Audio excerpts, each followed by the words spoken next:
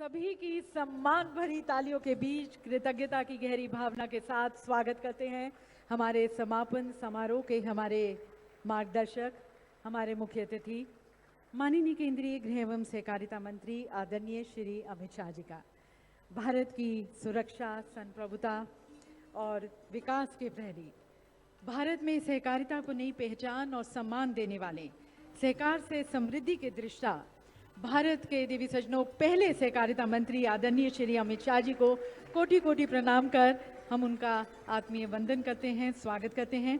स्वागत हमारे विशेष अतिथि श्री के राम मोहन रेड्डी जी का भी, हमारे माननीय केंद्रीय नागरिक उड्डयन मंत्री, और हमारे माननीय मुख्यमंत्री डॉक्टर मोहन यादव जी, हमारे डिप्टी चीफ मिनिस्टर्स, उनका भी हार्दिक स्वागत। और देवी सजनों आप सभी से निवेदन अपना स्थान ग्रहण करें। सभी का स्वागत इस समापन समारोह में। और इस समापन समारोह को आरंभ करते हुए, इसके उद्देश्य को उजागर करते हुए कुछ पंक्तियां। देवी सजनों, संपन्न हो रहा है ये शुभ आयोजन जिसका शुभारंभ किया गया हमारे यशस्वी पंत प्रधान द्वारा। नए सपनों की पहचान हुई, नए निवेश, नए संकल्पों से प्रगति की नई उड़ान हुई। मध्य प्रदेश बढ़ेगा आगे, विकास की होगी नई कहानी। और देवी सजनों, हिंदुस्तान के हृदय से सजेगी विकसित भारत की कहानी। और इन 2 दिनों में जो बुलंद नींव आप सभी ने रखी है, यकीनन कल एक नया इतिहास रचेगी। तो इस समापन समारोह में आप सभी का हार्दिक स्वागत। और हम सभी का ये सौभाग्य है कि आज हमें आदरणीय श्री अमित शाह जी का सानिध्य, उनका मार्गदर्शन मिल रहा है, जो अपने मेटिकुलस प्लानिंग के लिए जाने जाते हैं, एक कुशल प्रशासक, एक कुशल स्ट्रेटेजिस्ट, और अपने बोल्ड और डिसाइसिव डिसीजंस के पीछे अपने गहरे अध्ययन और एनालिसिस के लिए जाने जाते हैं। तो इस समापन समारोह जो कि एक वे फॉरवर्ड सेशन है, उसमें उनका मार्गदर्शन यकीनन इस पूरे कार्यक्रम को और सार्थक बनाता है।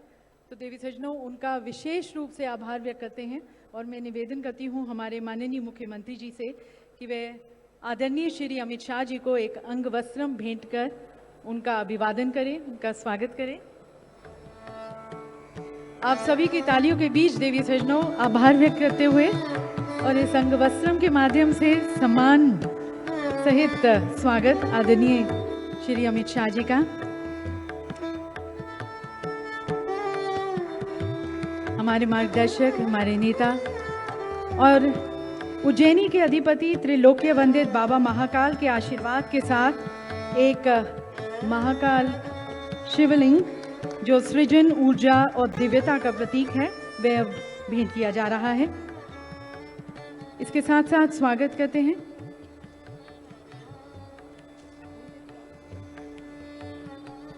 और स्वागत करते हैं श्री के राम मोहन नायडू जी का, उनका भी स्वागत और अभिवादन। माननीय मुख्यमंत्री जी से निवेदन।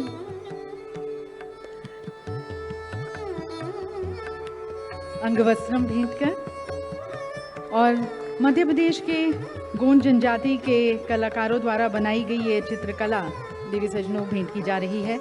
रंगों और आकृतियों का संगम सिर्फ नहीं है, बल्कि ये प्रकृति, परंपरा और लोक कथाओं की एक बहुत ही अनूठी कहानी भी बयां करती है। और अब मैं आमंत्रित करती हूँ हमारे मध्य प्रदेश सरकार के हमारे मुख्य सचिव आदरणीय श्री अनुराग जैन जी को उनके संबोधन के लिए, उनके वे फॉरवर्ड एड्रेस के लिए।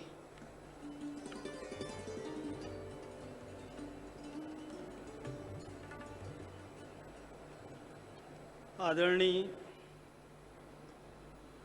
Union home minister Amit Shah ji, आदरणीय मुख्यमंत्री जी डॉक्टर मोहन यादव जी,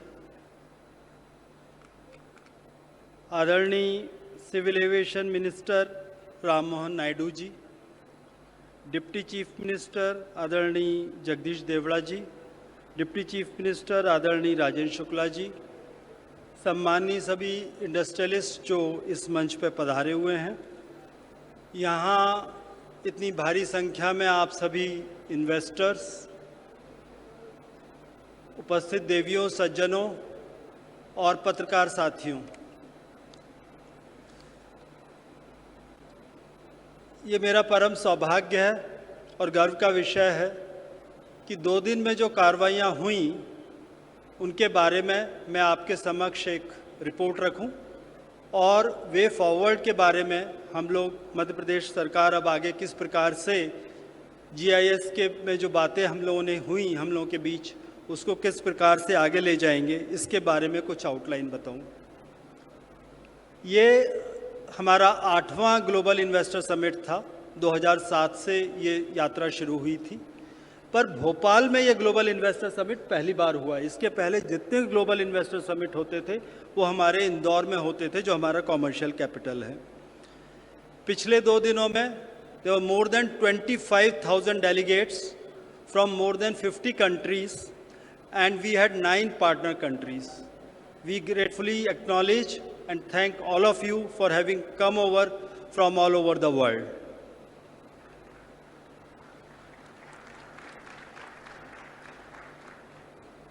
इस कार्यक्रम में हमें 10 केंद्रीय मंत्रियों का सानिध्य प्राप्त हुआ। यह हमारे लिए गर्व का विषय है और ये इस चीज़ को दर्शाता है कि जिस प्रकार से माननीय मुख्यमंत्री जी ने इस पूरे अभियान को लीड किया, उनके पर्सनल आग्रह की वजह से इतनी बड़ी भारी संख्या में केंद्रीय मंत्रियों ने हमें सानिध्य दिया और मार्गदर्शन दिया।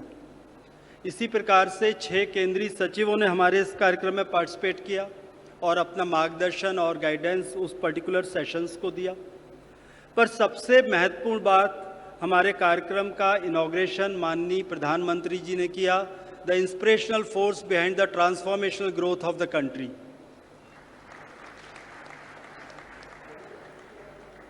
माननीय प्रधानमंत्री जी ने इनॉग्रल सेशन में हमारी 18 नई पॉलिसीज़ को लॉन्च किया। ये पॉलिसीज़ बहुत थॉरो स्टेक होल्डर कंसल्टेशन के बाद सभी अधिकारियों ने मंत्रिपरिषद के मार्गदर्शन में रहते हुए बनाई थी और पिछले 2 दिनों में माननीय गृह मंत्री जी, मैं आपको ये निवेदन करना चाहूँगा, जो इन्वेस्टर से फीडबैक प्राप्त हुआ है वो बड़ा एनकरेजिंग है। अमूमन लोगों ने जो पॉलिसीज़ में क्लैरिटी है और सिंप्लीफिकेशन ऑफ प्रोसेस है उसको बहुत सराहा है। जिन इन्वेस्टर्स ने अभी तक इसको पढ़ा ना हो, आप अपने से रिलेटेड सेक्टर पॉलिसीज़ को पढ़ें, इसका लाभ उठाएं। यदि आपके मन में अभी भी कोई दुविधा हो, केवल देखने आए हो कि ग्लोबल इन्वेस्टर समिट में क्या हुआ है, तो आई वुड रिक्वेस्ट कि जल्दी से अपना निर्णय लें और ये जो एक अपॉर्चुनिटी लाइक नेवर बिफोर जो मध्य प्रदेश में है उसका लाभ उठाएं। माननीय प्रधानमंत्री जी ने 3 T's की प्रेरणा दी। उन्होंने हमें आउटलाइन करके अपना मार्गदर्शन ये दिया कि टेक्सटाइल, टेक्नोलॉजी और टूरिज़्म, इन 3 चीज़ पे मध्य प्रदेश को फोकस करना चाहिए, मध्य प्रदेश की कोर स्ट्रेंथ होनी चाहिए। मुझे आप लोगों के साथ ये साझा करते हुए बहुत खुशी हो रही है कि इन सारी फील्ड्स में काफ़ी अच्छे परिणाम आने शुरू हुए हैं। टेक्नोलॉजी में हमारी 4 नई पॉलिसीज़ थीं, global capacity centres, drone, AVGC और सेमीकंडक्टर। कुल मिला के 78,000 करोड़ का कमिटमेंट इन्वेस्टमेंट का टेक्नोलॉजी सेक्टर में हमें इस इन्वेस्टमेंट में प्राप्त हुआ है। टूरिज़्म में जैसा कि हमारा मध्य प्रदेश एक बहुत यूनिकली प्लेस्ड है, 11 नेशनल पार्क्स हैं, एक चीता, द ओनली चीता पार्क इन द कंट्री हमारे पास है। उसके बाद हमारे पास रिलीजियस टूरिज़्म है, हमारे पास सबसे ज़्यादा देश में किसी एक राज्य में वर्ल्ड हेरिटेज साइट्स हैं और नेचुरल ब्यूटी बहुत है। हमारे यहाँ टूरिज़्म की बहुत संभावनाएं हैं और अच्छी जो टूरिज़्म पॉलिसी बनी और साथ में टूरिज़्म डिपार्टमेंट ने एक फिल्म टूरिज़्म पॉलिसी भी बनाई, इनके भी अच्छे परिणाम शुरुआत हो चुकी है और लगभग 65,000 करोड़ के इंटेंशन टू इन्वेस्टमेंट हमें टूरिज़्म क्षेत्र में मिले हैं। इसी प्रकार से टेक्सटाइल जो हमारा बहुत एक महत्वपूर्ण विषय है, जिसमें लेबर एम्प्लॉयमेंट बहुत होता है, कुछ बड़ी ब्रांड्स ऑलरेडी आ चुकी हैं, कुछ बहुत बड़ी बड़ी ब्रांड्स दुनिया की उन्होंने इसमें इंटेंशन टू इन्वेस्ट अभी जाहिर किया है। और हमारे यहाँ जो PM मित्रा पार्क जो चैलेंज मोड में भारत सरकार टेक्सटाइल मंत्रालय ने चैलेंज मोड में किए थे, उसमें एक मित्रा पार्क हमें अवार्ड हुआ है धार में, जिसकी तैयारी पूरी है और हम लोग इंतज़ार कर रहे हैं उस शुभ घड़ी का कि माननीय प्रधानमंत्री जी उसका फाउंडेशन स्टोन रखने शीघ्र आएंगे और जैसी कार्य योजना है अगले साल तक मित्रा पार्क के अंदर प्रोडक्शन शुरू हो जाएगा।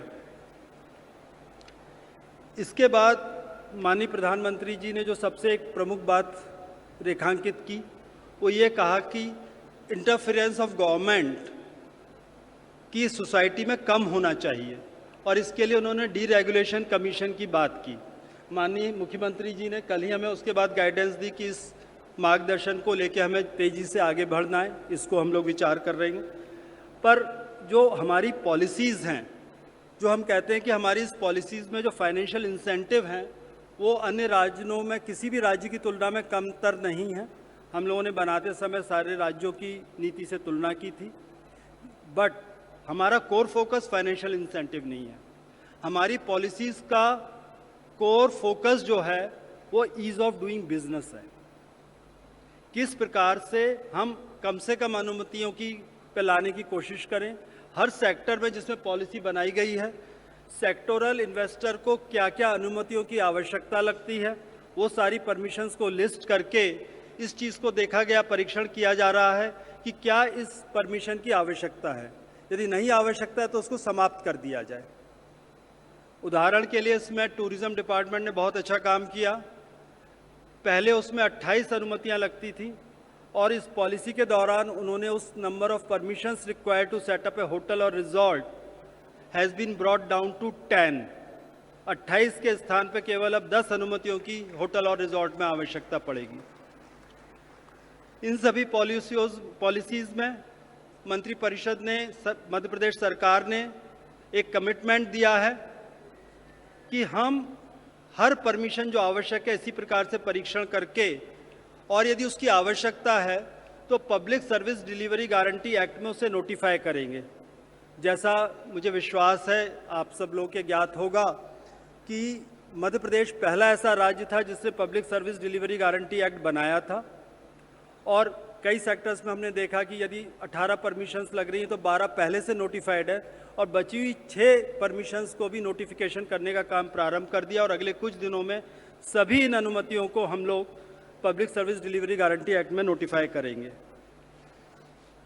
इसके बाद जो है हम लोग आगे आने वाली कुछ चीज़ों में जो रिडक्शन ऑफ कंप्लायंस बर्डन के बारे में ऑलरेडी जो अच्छा काम हुआ है वो बताना चाहेंगे कि मध्य प्रदेश में एक कानून हम लोगों ने बनाया है, उद्योग की स्थापना एवं परिचालन का सरलीकरण अधिनियम।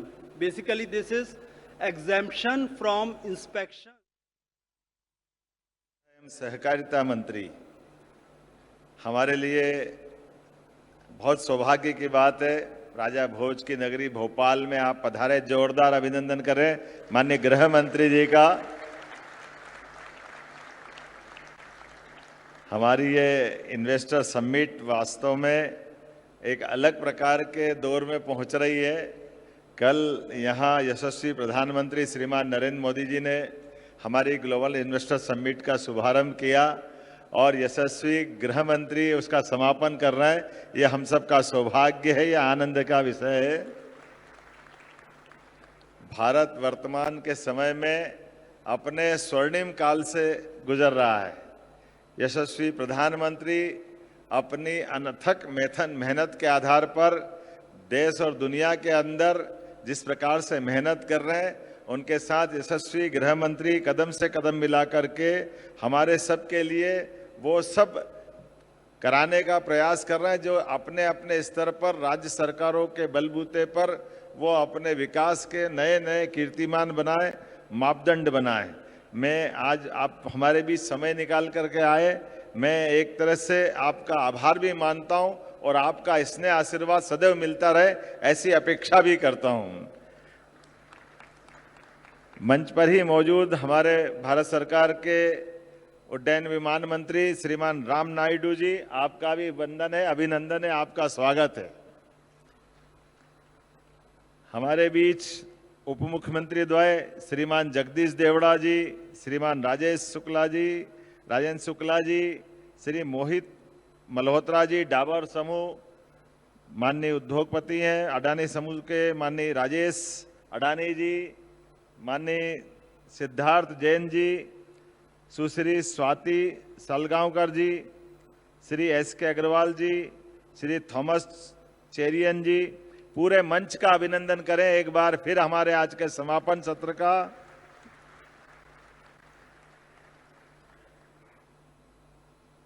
मानव संसाधनों से खैर प्रकृति ने भी परमात्मा की दया से मध्य प्रदेश पे विशेष कृपा की है।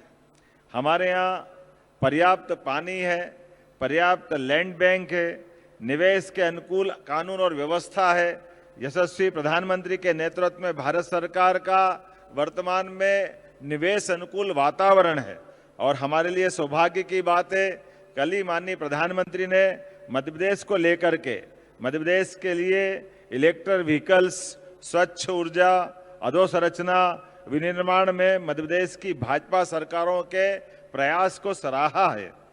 माननीय गृह मंत्री जी को अवगत कराना चाहूंगा, 1 वर्ष पूर्व हमने अपनी सरकार आपके आशीर्वाद के गठन के बाद लगातार निवेश के मामले में रीजनल इंडस्ट्री कॉन्क्लेव की यात्रा प्रारंभ की थी, जिसको संभाग पर औद्योगिक निवेश के सम्मेलन के रूप में रीजनल इंडस्ट्री कॉन्क्लेव का नाम दिया और बाबा महाकाल की नगरी उज्जैन, उज्जैन के बाद जबलपुर, ग्वालियर, सागर, रीवा, शहडोल, नर्मदापुरम ऐसे संभाग केंद्रों पर ये 7 अपनी अलग अलग प्रकार की समिट करते हुए और देश के अंदर भी मुंबई, कोयंबटूर, बेंगलोर, कोलकाता, पुणे, दिल्ली में हमारे लिए इंटरेक्टिव सेशन आयोजित किए गए और अंतर्राष्ट्रीय स्तर पर यूके, जर्मनी, जापान में मध्य प्रदेश की विकास गाथा को प्रस्तुत करते हुए विकास के इस आयाम से सबको परिचित कराने का हमने एक तरह से पूरा वर्ष,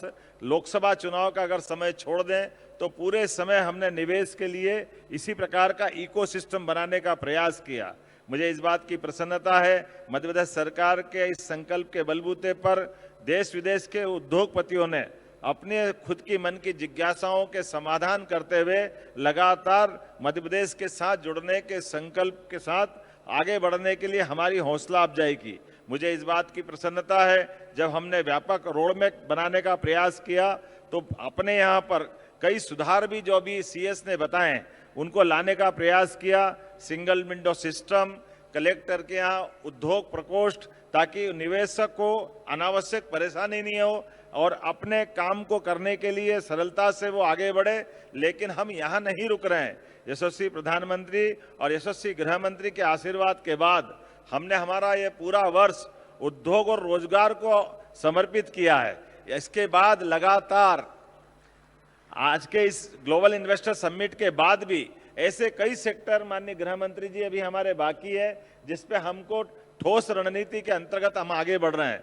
खासकर कृषि के क्षेत्र में हमारे लिए बड़ी संभावना है। मालवा, चंबल, मध्य भारत, ये बेल्ट में पानी की उपलब्धता के आधार पर कृषि आधारित जिलों में बहुत अच्छी संभावना है। इसी प्रकार से टेक्सटाइल का, हमारा रियल एस्टेट का, हेल्थ का, ऐसे कई सेक्टर हैं और कुछ जिले तो अब हमारे संभाग केंद्र के बराबर ही हैं, चाहे वो सतना हो, सिंगरौली हो, कटनी हो। हम उम्मीद कर रहे हैं कि इसी विकास के कारवां को लगातार हर माह इसी क्रम में जोड़ते हुए आगे बढ़ेंगे।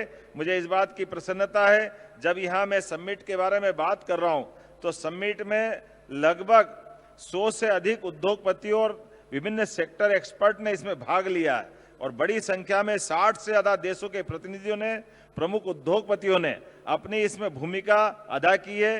भारत की अग्रगण्य 300 से अधिक कंपनियों के MD और CEO ने इसमें भाग लिया, जिसमें 25,000 से अधिक सहभागिता हुई है। प्रतिभागी के रूप में हमने मोटे तौर पर 7 से 8,000 लोगों को एक सेक्टर में, अर्थात कल सुबह से लेकर दोपहर तक और उसके बाद दूसरे सत्र में दोपहर बाद से लेकर सायंकाल तक, तो लगभग 16,000 लोगों को कल इसमें सह अस्तित्व के आधार पर हमने इन्वेस्टर समिट में उनके साथ भाग लिया। उतनी संख्या में आज हमारे बचे हुए लोग लगभग 18,000 से 20,000 लोगों ने हमारी इसमें भागीदारी की है। मुझे इस बात की प्रसन्नता है कि जब मैं समिट में जब जानकारी देना चाहूँगा कि 5,000 से अधिक B2B और 600 से अधिक B2G बैठकें यहाँ आयोजित की गई है और इसी के कारण से ये हमारी इन्वेस्टर समिट अपने आप में एक अद्वितीय स्थान मुकाम तक पहुंची है।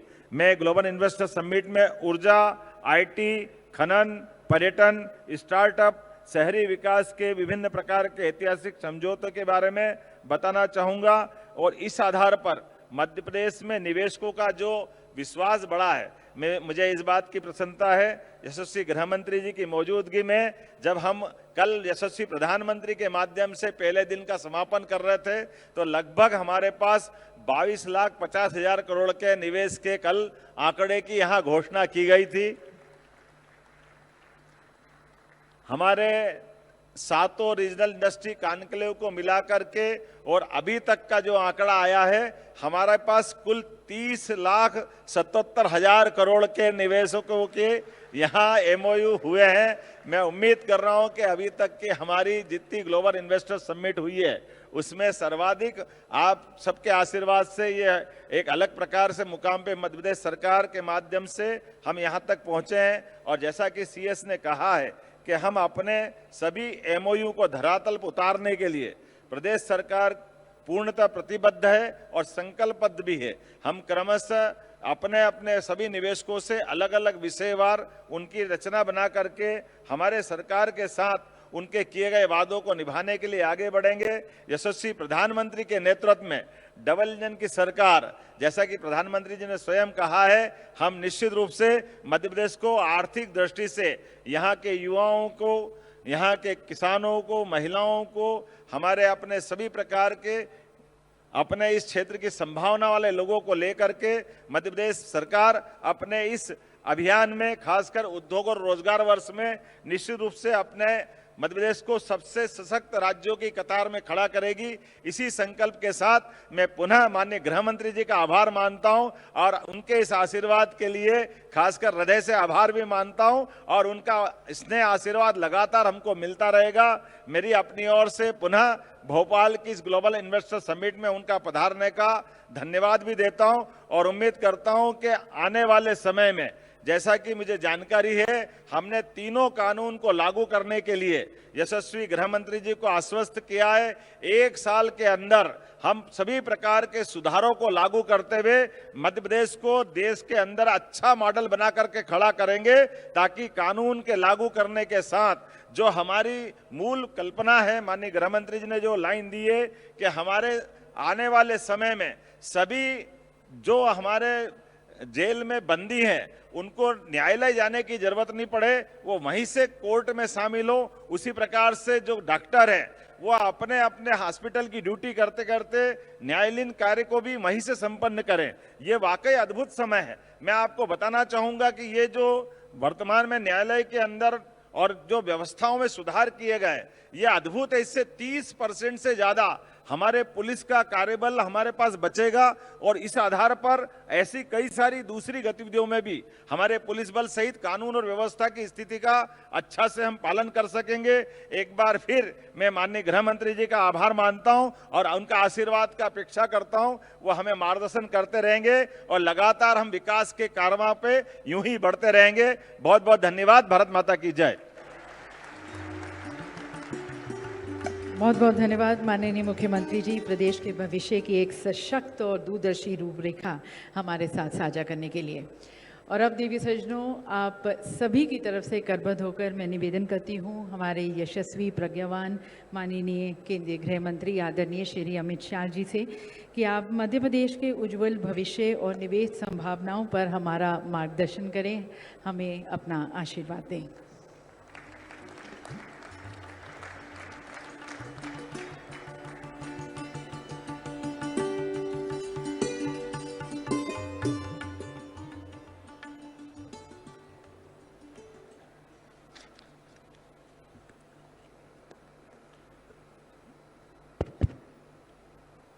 मध्य प्रदेश के लिए युग परिवर्तनकारी इस कार्यक्रम में मेरे साथ मंच पर उपस्थित मध्य प्रदेश के मुख्यमंत्री डॉक्टर मोहन यादव जी, मोदी जी की मंत्रिपरिषद में मेरे साथी श्रीमान राम मोहन नायडू जी, उप मुख्यमंत्री मध्य प्रदेश श्री जगदीश देवड़ा जी,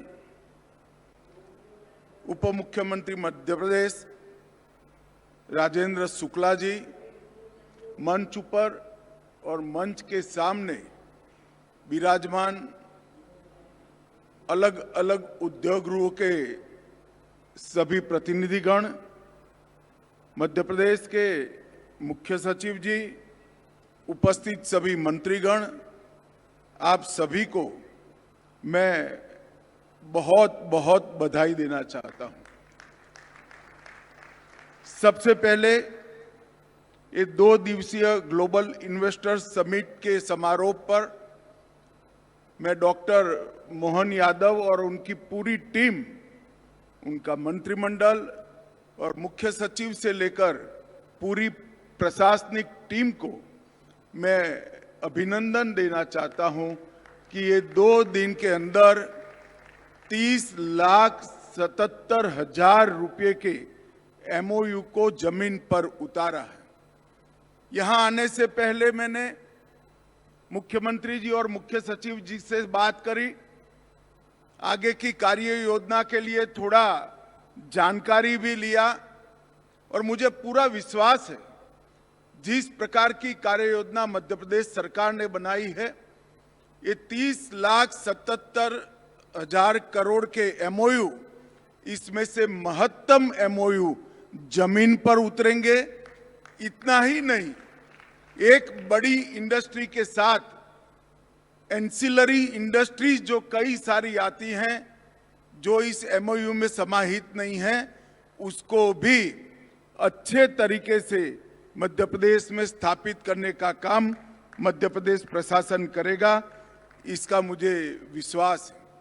मित्रों, ये 2 दिन के कार्यक्रम में 200 से अधिक कंपनियां, भारतीय कंपनियां, 200 से अधिक वैश्विक CEO, 20 से अधिक यूनिकॉर्न संस्थापक और 50 से अधिक देशों के प्रतिनिधि मध्य प्रदेश में इन्वेस्टमेंट करने के लिए, यहाँ के माहौल को देखने के लिए आए हैं और ये बहुत बड़ा अचीवमेंट मध्य प्रदेश के लिए है। इस बार मध्य प्रदेश ने एक नया प्रयोग भी किया। ये प्रयोग आने वाले दिनों में बहुत सारे राज्यों को भी दिशा दिखाने वाला है कि हर क्षेत्र का एक अलग इन्वेस्टमेंट समिट 2 दिन का कर पूरे मध्य प्रदेश का एक प्रकार से समविकास करने का प्रयास किया गया है और मध्य प्रदेश के अंदर उद्योग बढ़ाने का काम इस प्रयोग ने किया है, ऐसा मैं मानता हूं। ये 2 दिवसीय समिट के अंदर मध्य प्रदेश ने अपने इंडस्ट्रियल पोटेंशियल, सेक्टोरल पोटेंशियल और विकास के लिए ग्लोबल पोटेंशियल को भी एक्सप्लोर करने के सारे रास्ते एक्सप्लोर कर ये बहुत बड़ा अचीवमेंट किया है। यहाँ कई सत्र हुए, विषयगत सत्र भी हुए, विभागीय शिखर सम्मेलन भी हुए और अंतर्राष्ट्रीय मंच के डिस्कशन भी हुए और ये सभी ने मध्य प्रदेश के विकास को नया आयाम देने का काम किया है। मित्रों, हम सभी जानते हैं कि मध्य प्रदेश हमारी देश की भव्य सांस्कृतिक विरासत से लैस राज्य है और मोदी जी ने जो सूत्र दिया है, विकास भी विरासत भी, वो सूत्र को मध्य प्रदेश चरितार्थ करने के लिए ढेर सारे प्रयास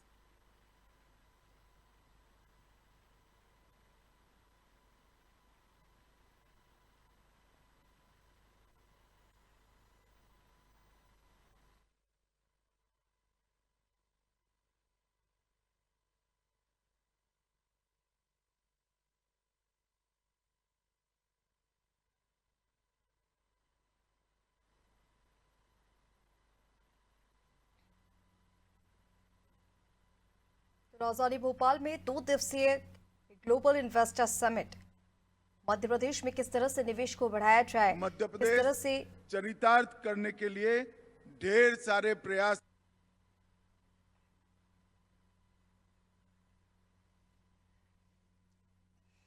कैसे मध्य प्रदेश में निवेश के अवसर तलाशे जाएं, इसी को ध्यान में रखते हुए इसी के केंद्र पर ये 2 दिवसीय ग्लोबल इन्वेस्टर समिट, इसका आयोजन राजधानी भोपाल में पहली बार हुआ है। सोमवार यानी कि कल से इस समिट की शुरुआत हुई और आज इस समिट का समापन होना है। प्रधानमंत्री नरेंद्र मोदी ने इस 2 दिवसीय ग्लोबल इन्वेस्टर समिट का शुभारंभ किया था और आपको बता दें कि आज इसके समापन कार्यक्रम में केंद्रीय गृह मंत्री अमित शाह शामिल हुए हैं।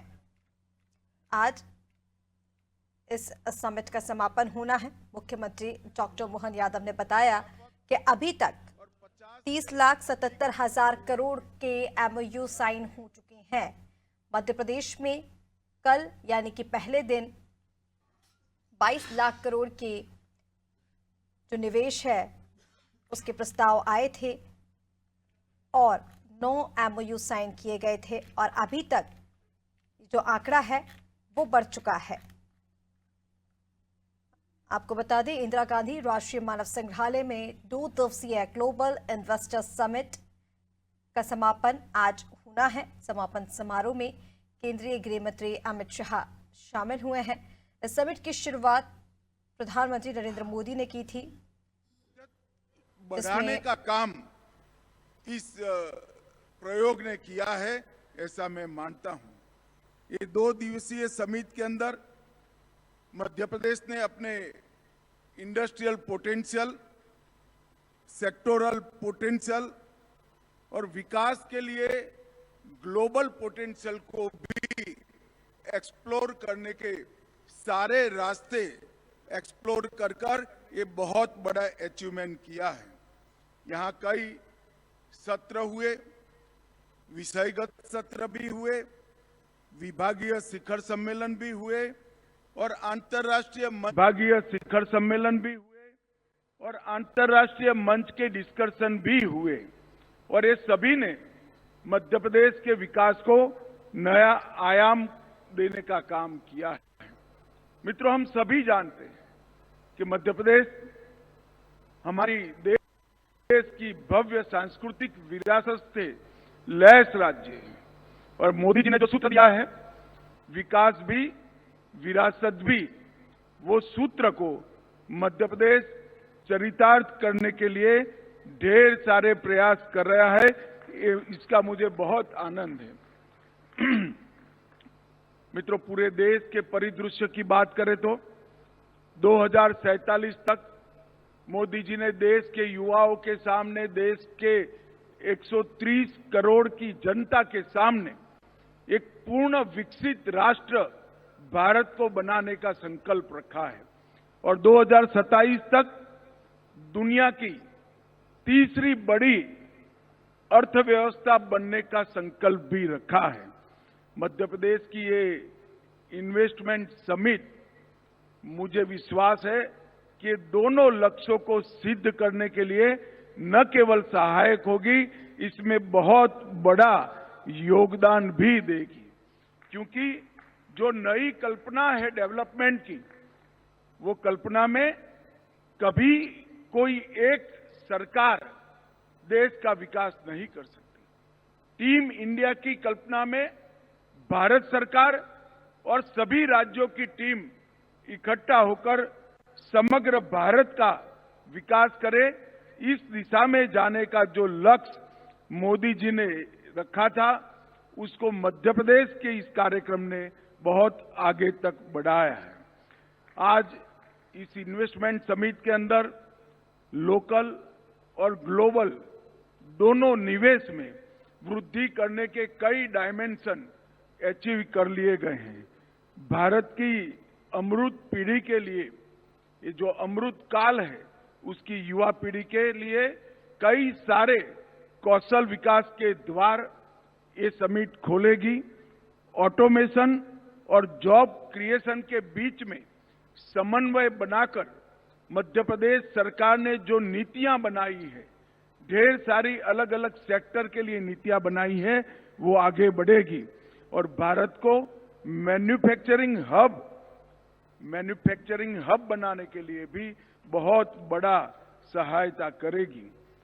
कोई भी व्यक्ति, कोई भी समूह, कोई भी कंपनी जब अपने एक्सपांशन के लिए स्थान तय करता है तो इसकी कुछ रिक्वायरमेंट है। सबसे पहला, एक स्टेबल गवर्नमेंट वो ढूंढता है जिससे नीतियों का स्थायित्व मिले और मध्य प्रदेश में मोदी जी के नेतृत्व में एक स्थायी और मजबूत सरकार अब विद्यमान है जिससे विकास के द्वार खुले हैं। एक स्ट्रेटेजिक लोकेशन भी हमारे भारत के दिल ऐसे मध्य प्रदेश में है। बेहतर इंफ्रास्ट्रक्चर भी यहां पर बन चुका है। स्किल वर्कफोर्स की एक बड़ी फौज यहां पर उपलब्ध है। बेहतरीन इकोसिस्टम भी प्रशासन ने उपलब्ध कराया है। मार्केट का एक्सेस भी मध्य प्रदेश से ज्यादा और कोई राज्य को उपलब्ध नहीं है और डिमांड ओरिएंटेड इकोनॉमी भी अब यहां पर बढ़ रही है और इसके साथ साथ पारदर्शी शासन ने मध्य प्रदेश में इन्वेस्टमेंट के लिए काफी लोगों को आकर्षित किया है। यहां लैंड भी है, लेबर फोर्स भी है, माइंस भी है और मिनरल भी है। उद्योग की संभावनाएं भी हैं और ढेर सारे अवसर भी है। शिक्षित युवा भी है और स्किल वर्कफोर्स भी है। हर तरह से मध्य प्रदेश इन्वेस्टमेंट के लिए एक बड़ा आकर्षक केंद्र पूरे भारत में बना हुआ है। मैं आज मध्य प्रदेश की जनता को भी ये बताना चाहता हूं कि एक जमाना था जब मध्य प्रदेश को बीमारू राज्यों में गिनती की जाती थी।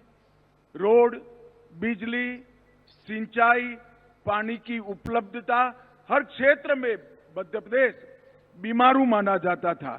भारतीय जनता पार्टी के सातत्यपूर्ण 20 साल के शासन के बाद आज मध्य प्रदेश में 5 लाख किलोमीटर सड़क नेटवर्क बना है, 6 हवाई अड्डे हैं, 31 गीगावाट की ऊर्जा क्षमता है जिसमें से 30% क्लीन एनर्जी है। IIM, IIT, AIIMS, IITM, NIFT, NIFD जैसे कई प्रतिष्ठित संस्थान मध्य प्रदेश के युवाओं को ये मौकों के दोहन के लिए योग्य बनाते हैं और देश भर में सबसे ज्यादा खनिज संपदा प्राप्त करने वाले राज्यों में हमारा मध्य प्रदेश है। मैंगनीज, कॉपर, रॉक फॉस्फेट, कोयला, चूना पत्थर, लोहस, कई सारे मिनरल्स मध्य प्रदेश में उपलब्ध है और आज एक प्रकार से मध्य प्रदेश देश का कॉटन कैपिटल भी बन गया है। देश का 25% ऑर्गेनिक कॉटन का सप्लाई हमारा मध्य प्रदेश करता है और मध्य प्रदेश फूड प्रोसेसिंग के लिए भी बहुत महत्वपूर्ण राज्य माना जाता है। राज्य सरकार ने 2025 के वर्ष को उद्योग वर्ष के रूप में बनाने का तय किया है और ईज ऑफ डूइंग बिजनेस के लिए जन विश्वास विधेयक पारित करने वाला मध्य प्रदेश देश में सबसे पहला राज्य बना है और मुझे विश्वास है कि सभी प्रयासों से मध्य प्रदेश पूरे भारत में टॉप अचीवर बनेगा। आने वाले दिनों में मध्य प्रदेश में जो पोटेंशियल है, एग्रीकल्चर पोटेंशियल, इंडस्ट्रियल पोटेंशियल, ये सारा 100% एक्सप्लोरेशन करने में टीम मध्य प्रदेश सफल होगी, इसका मुझे विश्वास है। मित्रों, मोदी जी के 10 साल के शासन में भारतीय अर्थव्यवस्था 10वें क्रमांक से छलांग लगाकर 5वें क्रमांक पर आई है और मुझे विश्वास है 2027 में हम विश्व की 3रे नंबर की अर्थव्यवस्था बनकर आगे बढ़ेंगे। फॉरेक्स रिजर्व हमारा 2 गुना हुआ है, जीडीपी 2 गुना हो चुका है और प्रति व्यक्ति आय भी 10 साल में 2 गुना हुई है। मगर मैं बड़े विश्वास के साथ मध्य प्रदेश और देश के लोगों को बताना चाहता हूं कि ये 10 साल में हमने एक बहुत बड़ी बुलंद इमारत की नींव डालने का काम किया है। ये जो नींव डली है उस पर आने वाले 10 साल में भारत के विकास के कई नए आयाम गढ़े जाएंगे, क्योंकि इसके लिए ढेर सारे सुधार मोदी जी के नेतृत्व में हुए हैं। मैं इसमें से सिर्फ बैंकिंग की बात करना चाहता हूं। एक 10 साल के अंदर 54 करोड़ लोगों को एक प्रकार से बैंकिंग की नेट में लाने का काम किया। ये ऐसे लोग थे जिनको आजादी के 75 साल तक बैंक अकाउंट खोलने का सौभाग्य भी नहीं मिला था। आज वो सभी को बैंकिंग उपलब्ध कराने का काम नरेंद्र मोदी जी ने किया। इंसॉल्वेंसी और बैंक्रप्सी कोड और एनपीए को 2.5% से नीचे पहुंचाना, जीएसटी का सफल इम्प्लीमेंटेशन, सिंगल विंडो क्लियरेंस और कई सारे इंफ्रास्ट्रक्चर के काम एक प्रकार से देखें तो 10 साल में 60,000 किलोमीटर राजमार्ग की वृद्धि हुई है, 8 लाख किलोमीटर गांवों के रास्ते बने हैं, हवाई अड्डे 74 की जगह 157 हुए हैं, रेलवे के वृद्धिकरण में डबल वृद्धि हुई है और कार्गो हैंडलिंग में भी डबल वृद्धि हुई है। और भारत ने नए इनिशिएटिव लेकर आने वाले 25 साल तक जो सेक्टर विश्व की अर्थ की नीति तय करने वाले हैं, विश्व की इकोनॉमी की दिशा तय करने वाले हैं, ऐसे सेक्टर में भारत आज फाउंडर बना है। चाहे एआई हो, ग्रीन हाइड्रोजन हो, ग्रीन एनर्जी हो, इलेक्ट्रिक व्हीकल हो या पुराने सेक्टर जहां हम पिछड़े हुए थे, सेमीकंडक्टर और डिफेंस और हेल्थ हो, हर जगह पे हमने गैप को समाप्त करने का काम किया है। और मित्रों, आज मध्य प्रदेश की ये इन्वेस्टमेंट समिट ने न केवल मध्य प्रदेश, भारत के भी विकास को गति देने का काम किया है। और मैं आशा करता हूं कि मध्य प्रदेश आने वाले दिनों में भारत के प्रमुख उद्योग को प्रस्तापित करने वाले राज्यों में से बनेगा और मध्य प्रदेश का इकोनॉमिकल डेवलपमेंट भी दिन दूनी रात चौगुनी बढ़ेगा। जो लोग विश्वास कर मध्य प्रदेश में इन्वेस्ट करने के लिए आए हैं, मैं मध्य प्रदेश सरकार और भारत सरकार की ओर से उनको विश्वास दिलाना चाहता हूं कि यहां एक पारदर्शी आपको एडमिनिस्ट्रेशन भी मिलेगा, स्थायी नीतियां भी मिलेगी और 2 कदम आगे बढ़कर आपके सामने हाथ बढ़ाने वाला प्रशासन भी मिलेगा। आइए विश्वास के साथ मध्य प्रदेश में इन्वेस्ट करिए और मध्य प्रदेश को एक देश का प्रमुख राज्य बनाने में सहायता करें। अंत में सभी लोगों का बहुत मनपूर्वक धन्यवाद और अभिनंदन कर मेरी बात को समाप्त करता हूं। वंदे मातरम।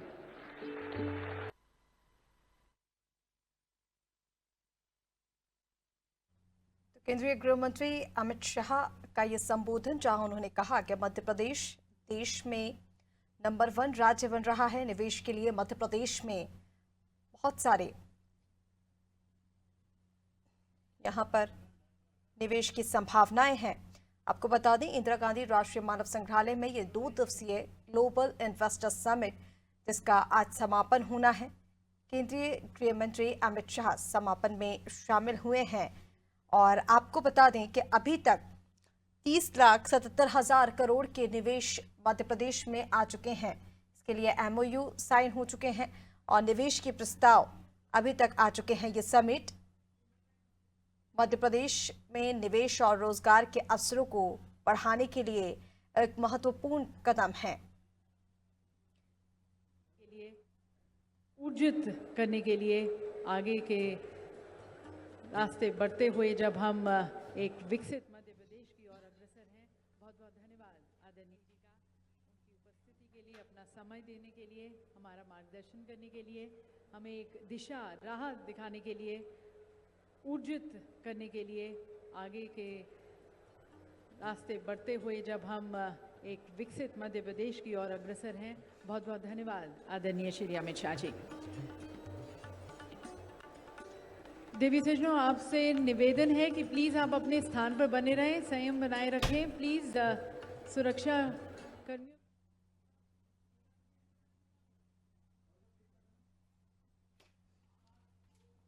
दो दिवसीय ग्लोबल इन्वेस्टर समिट राजधानी भोपाल में इसका आयोजन पहली बार और मध्य प्रदेश में